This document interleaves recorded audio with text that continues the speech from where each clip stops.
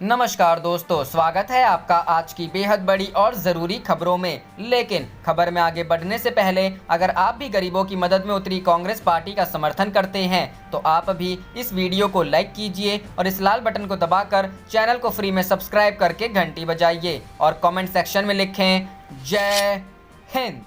रुख करते हैं पहले खबर की तरफ। बाबा महाकाल के दर्शन के बाद बोले कमलनाथ, सौदे की सरकार ज्यादा दिन नहीं टिकेगी। जी हां दोस्तों, मध्य प्रदेश की सियासत में बयानबाजी रुकने का नाम नहीं ले रही। हाल ही में लगातार वार पलटवार का दौर चल रहा है। वहीं 24 विधानसभा सीटों के उपचुनावों की तैयारी भी जोरों पर है। भले ही उपचुनावों की तारीखों का ऐलान अभी ना हुआ हो, लेकिन कांग्रेस की तरफ से चुनावी अभियान की शुरुआत हो चुकी है। कमलनाथ ने किए महाकाल के दर्शन। आज प्रदेश कांग्रेस कमेटी के अध्यक्ष उज्जैन स्थित बाबा महाकाल के दर्शन करने के लिए पहुंचे। दर्शन करने के बाद उन्होंने कहा कि चुनाव शंखनाद तो चलता रहता है, मैं महाकाल से आशीर्वाद लेने आया हूं। वहीं बीजेपी पर निशाना साधते हुए उन्होंने कहा कि शिवराज सरकार सौदे से बनी है, सौदेबाजी का ही मंत्रिमंडल है और सौदेबाजी के बाद ही विभाग मिलेंगे। साथ ही उन्होंने कहा कि महाकाल का आशीर्वाद हम सबको मिले ताकि प्रदेश का भविष्य सुरक्षित रहे। आपको याद दिला दें कि विधानसभा चुनाव 2018 में भी कमलनाथ ने बाबा महाकाल के दर्शन करने के बाद पार्टी का प्रचार अभियान शुरू किया था।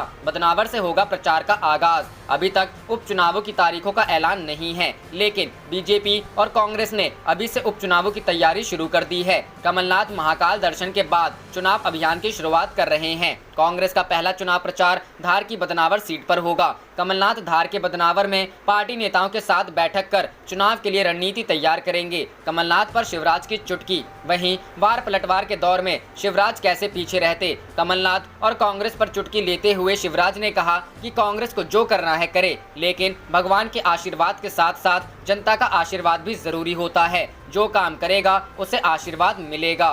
रुख करते हैं अगली खबर की तरफ। राहुल गांधी ने अर्थव्यवस्था पर खोला मोर्चा, कहा आर्थिक कुप्रबंधन लाखों परिवारों को बर्बाद कर देगा। जी हां दोस्तों, राहुल गांधी भारत की खराब अर्थव्यवस्था को लेकर लगातार सरकार पर आक्रामक रहे हैं। अब उन्होंने एक ट्वीट कर कहा है कि भारत का आर्थिक कुप्रबंधन एक त्रासदी है जो लाखों परिवारों को बर्बाद करने वाली है। इसे अब चुपचाप स्वीकार नहीं किया जाएगा। इस ट्वीट के साथ #BJP's डिस्ट्रैक्ट एंड रूल का भी इस्तेमाल किया। राहुल गांधी ने 2020-21 भय भारतीय अर्थव्यवस्था के 4.5% सिकुड़ने की खबर को अपने ट्वीट में रीट्वीट किया है। इसी खबर में 10 में से 8 घरों ने खोई अपनी आय। ग्रामीण घरों को हुआ शहरी घरों से ज्यादा नुकसान और दशकों में पहली बार बदतर गरीबी की हो सकती है वापसी। बता दें कि इससे पहले भी राहुल गांधी ने पीएम मोदी के देश के हालिया देश के नाम संबोधन से पहले एक वीडियो जारी कर पीएम के सामने कई सारे सवाल और सुझाव भी रखे थे। इससे पहले राहुल गांधी ने एक वीडियो जारी कर कहा था, पूरा देश जानता है सबसे ज्यादा नुकसान, सबसे ज्यादा चोट गरीबों को, मजदूरों को, मध्यम वर्ग को और सैलरीड क्लास को पहुंचा। हमने सरकार को सुझाव दिया, न्याय योजना जैसी एक योजना लागू कीजिए, परमानेंट ना हो, 6 महीने के लिए चलाइए, हर गरीब के अकाउंट में 7,500 रुपए डालिए,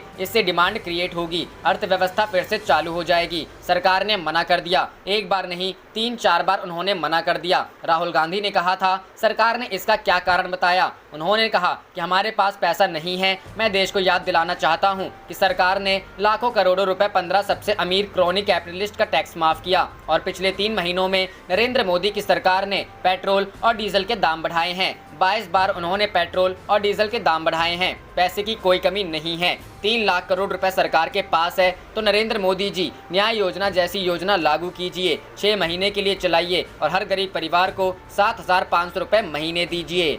रुख करते हैं अगली खबर की तरफ। चीन पर 2013 के ट्वीट से कांग्रेस ने पीएम मोदी को घेरा, कहा अपने सवाल का जवाब दें। जी हां दोस्तों, 2013 के एक ट्वीट पर कांग्रेस नेताओं ने मांगा जवाब। भारत चीन तनाव पर तत्कालीन सीएम मोदी का ट्वीट। वरिष्ठ कांग्रेस नेता शशि थरूर और रणदीप सुरजेवाला ने 2013 के एक ट्वीट का हवाला देते हुए प्रधानमंत्री नरेंद्र मोदी पर निशाना साधा है। 2013 में भारत चीन तनाव से जुड़ा यह ट्वीट नरेंद्र मोदी ने तब किया था जब वे गुजरात के मुख्यमंत्री थे। इस ट्वीट को आगे बढ़ाते हुए दोनों कांग्रेस नेताओं ने प्रधानमंत्री से जवाब मांगा है। साल 2013 के ट्वीट में नरेंद्र मोदी ने यूपीए 2 के दौरान तत्कालीन मनमोहन सिंह सरकार से पूछा था कि लद्दाख में भारतीय फौज अपने ही इलाके से क्यों पीछे हट रही है। ट्वीट में नरेंद्र मोदी ने लिखा, चीन अपनी सेना पीछे हटा रहा है, लेकिन मुझे ताज्जुब है कि भारतीय फौज अपनी ही जमीन पर पीछे क्यों हट रही है। हमें आखिर क्यों पीछे हटना चाहिए। बता दें, यह ट्वीट उस दौरान किया गया था जब वास्तविक नियंत्रण रेखा पर भारत और चीन की फौज आमने सामने थी।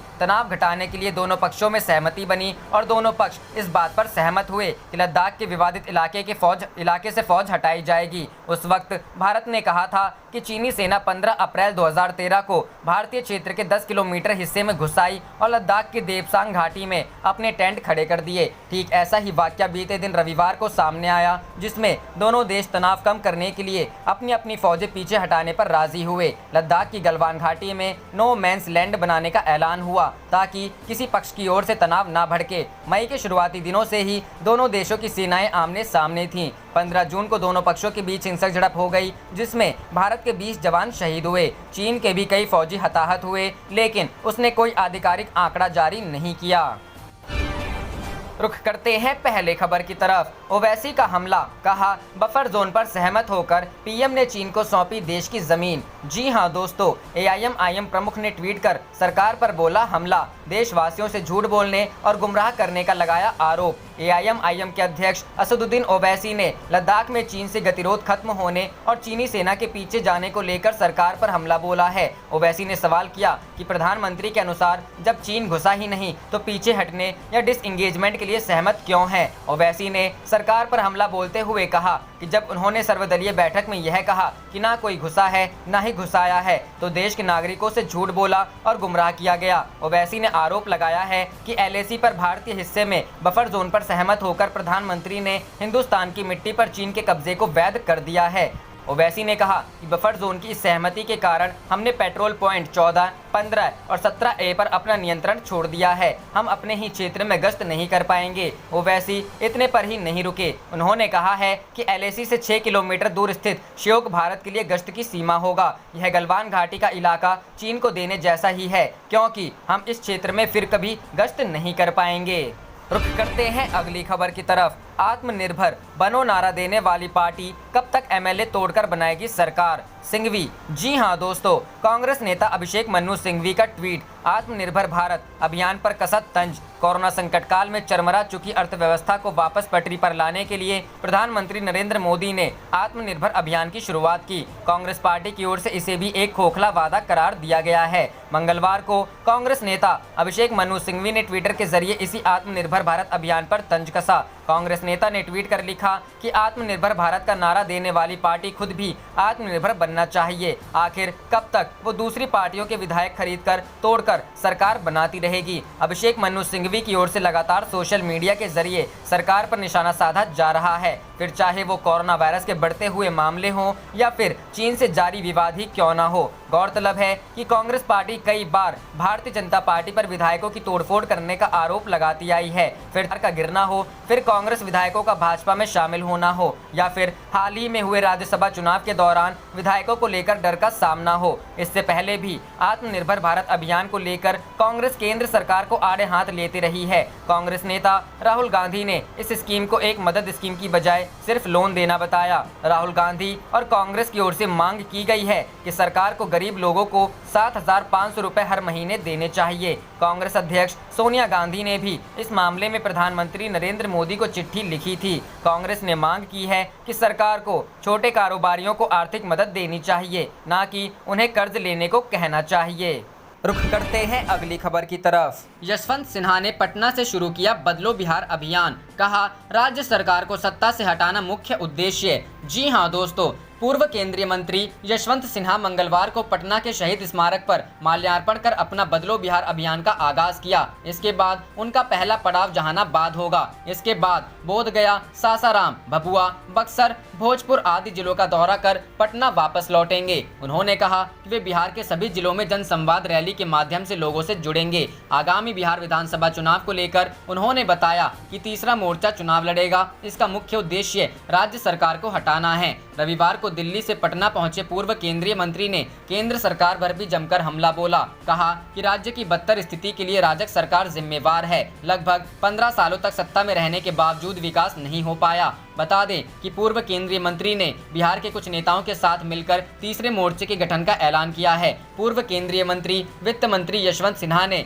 बिहार में एक नए राजनीतिक विकल्प की घोषणा की थी। उन्होंने कहा कि उनका फ्रंट बिहार विधानसभा का चुनाव लड़ेगा। उन्होंने खुद भी चुनाव लड़ने के संकेत दिए। यशवंत सिन्हा ने कहा था कि उनका फ्रंट मजबूती से चुनाव लड़ेगा। यह भविष्य बताएगा कि वे तीसरे फ्रंट हैं या पहले फ्रंट हैं। पूर्व केंद्रीय मंत्री ने आरोप लगाया कि नीतीश सरकार अपने 15 साल के कार्यकाल के आधार पर विफल है। इसी कारण नए मोर्चे के गठन की आवश्यकता पड़ी। अभी कई नेता उनके संपर्क में हैं और ये सारे लोग इस मोर्चे में शामिल होंगे। आरोप लगाया कि बिहार की बदहाली के लिए राज्य सरकार दोषी है। कहा कि बिहार वर्चुअल रैली या वर्चुअल चुनाव अभियान संभव नहीं है। परंपरागत ढंग से ही चुनाव अभियान चलाया जाना चाहिए। चुनाव आयोग को सारे मामले पर विचार करना चाहिए। रुख करते हैं अगली खबर की तरफ। बिहार, पप्पू यादव ने की बिहार विधानसभा चुनाव रद्द करने की मांग। जी हां दोस्तों, कोरोना काल में चुनाव पर सियासी संग्राम छिड़ा है। जन अधिकार पार्टी से अध्यक्ष पप्पू यादव ने विधानसभा चुनाव रद्द करने की मांग की है। उन्होंने कहा कि इसके लिए वो कोर्ट भी जा सकते हैं।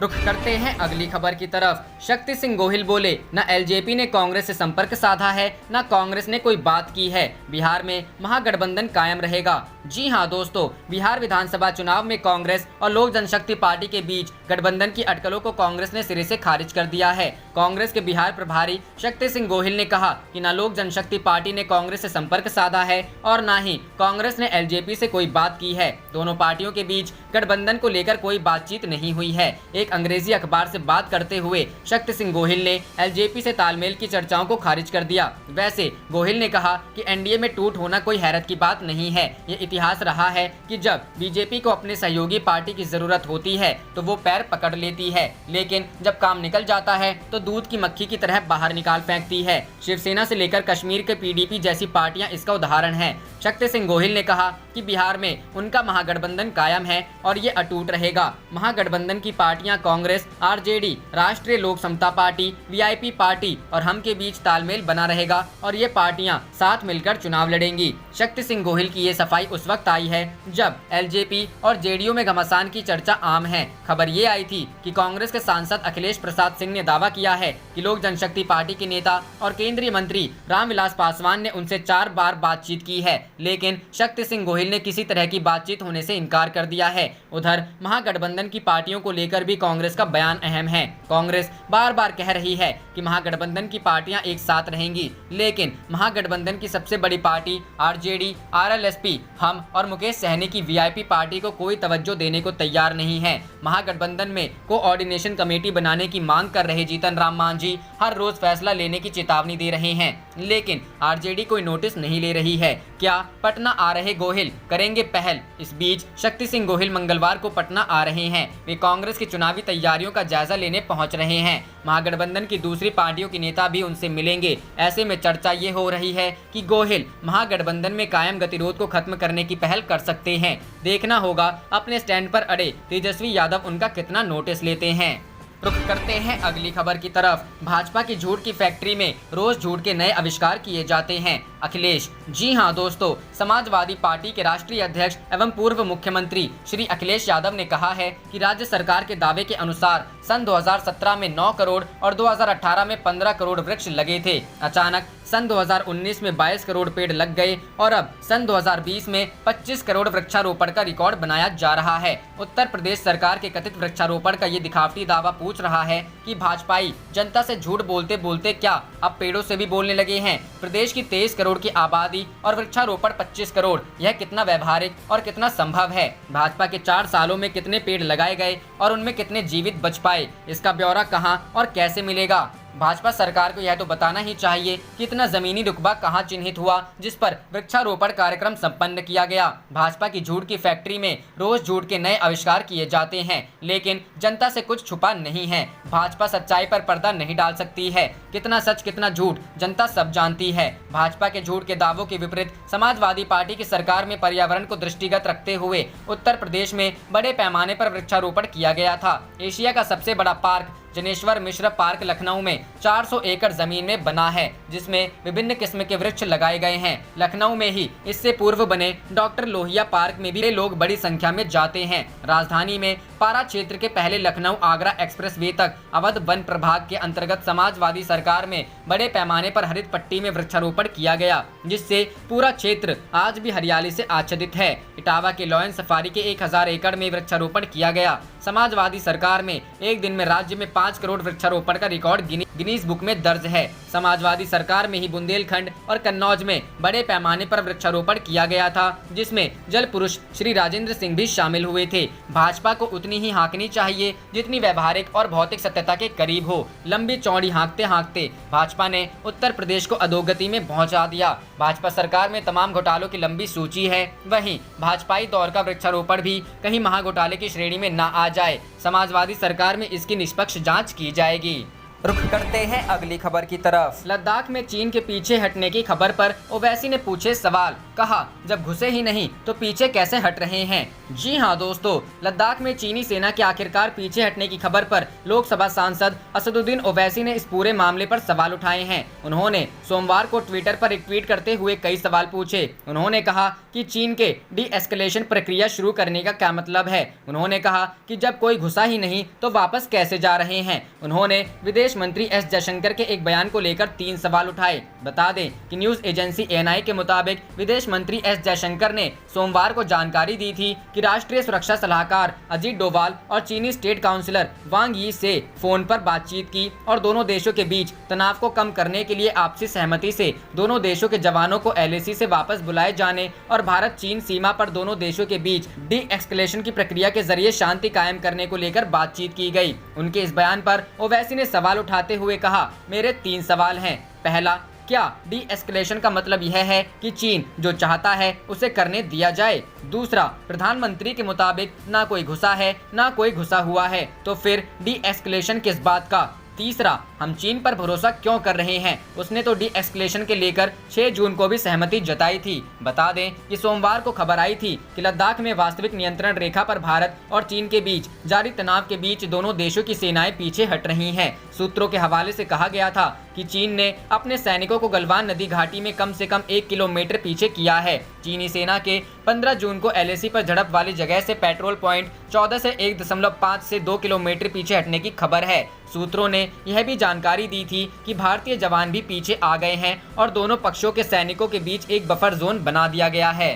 रुख करते हैं अगली खबर की तरफ। कोरोना के बढ़ते मामलों के बीच शिवसेना का पीएम मोदी पर निशाना। सामना में कहा, यही हाल रहा तो हम नंबर 1 होंगे। जी हां दोस्तों, देश भर में बढ़ रहे कोरोना वायरस के मामलों के बीच राजनीति भी जारी है। महाराष्ट्र में सत्ताधारी दल शिवसेना ने मुखपत्र सामना के जरिए प्रधानमंत्री नरेंद्र मोदी पर निशाना साधा है। सामना में लिखा गया है कि प्रधानमंत्री मोदी ने कहा था कि 21 दिनों में कोरोना से जीत जाएंगे, लेकिन 100 दिन बाद भी कोरोना मैदान में डटा हुआ और लड़ने वाले थक चुके हैं। लिखा गया है कि कोरोना के मामले में हमने रूस को हरा दिया है और यही हाल रहा तो एक दिन भारत पहले नंबर पर पहुंच जाएगा। अखबार के संपादकीय में कहा गया है कि साल 2021 तक कोरोना का टीका मिलना मुश्किल है। कोरोना के बीच पूर्वी लद्दाख में चीनी सेना के अतिक्रमण पर टिप्पणी करते हुए सामना में लिखा गया कि मंत्र दिया गया कि कोरोना के साथ जीना होगा। ठीक उसी तरह हिंदी चीनी भाई भाई कहते हुए चीन के साथ जीने की भी तैयारी की गई है। फिर भी चीन ने आक्रमण नहीं छोड़ा। लेख में लिखा गया है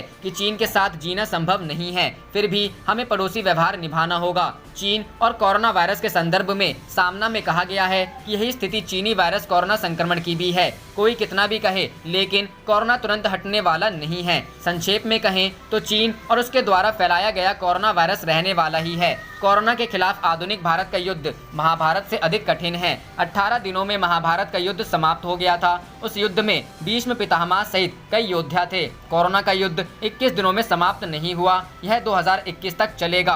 दुनिया भर में कोरोना के मामले में हिंदुस्तान में ज्यादा मामले आने की ये शुरुआत है। बाकी उद्योग, अर्थव्यवस्था, जीवन स्तर, रोजगार सभी ध्वस्त हो गए हैं, फिर भी लड़ना ही है।